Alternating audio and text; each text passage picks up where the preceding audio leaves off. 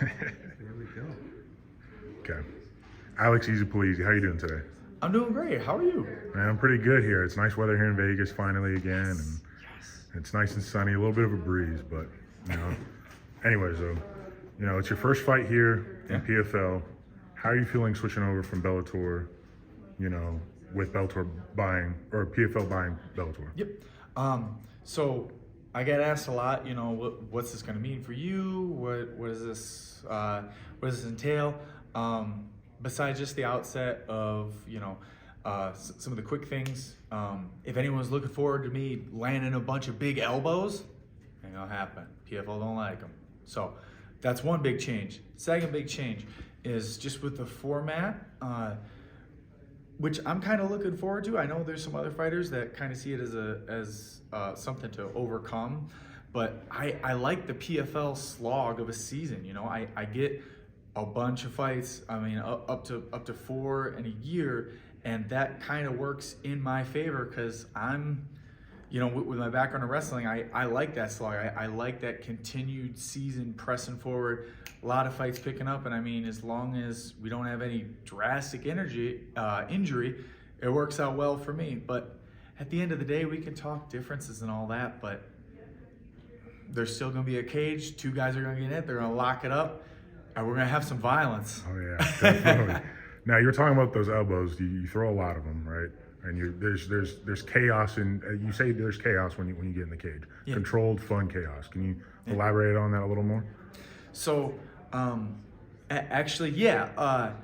There's in sports we see that there's a lot of times like sometimes you don't even need to know the sport when you watch somebody hit something with agility and knowledge, and you say, oh, that was so smooth. Oh, he did that like perfect. That was textbook. You ain't gonna see that in my fights.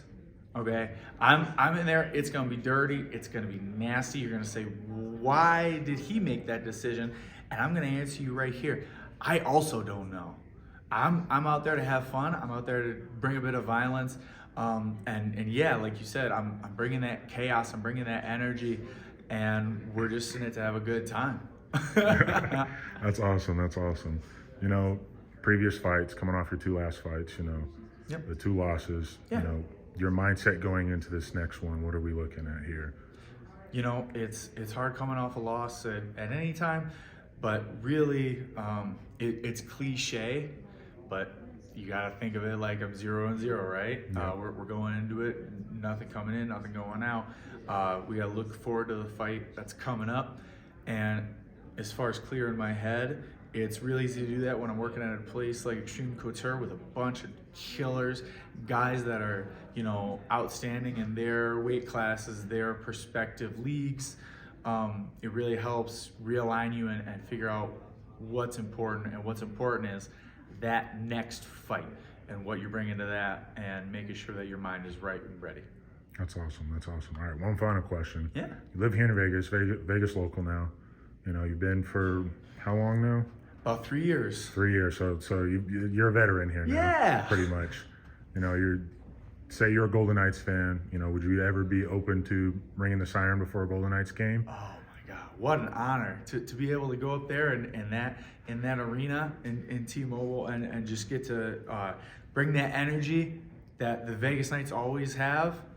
It'd be something, man. I'd be honored. I'm not saying that's gonna happen, but if you guys catch wind and want somebody to really get up there and bring that heat, holler at your boy. All right, perfect.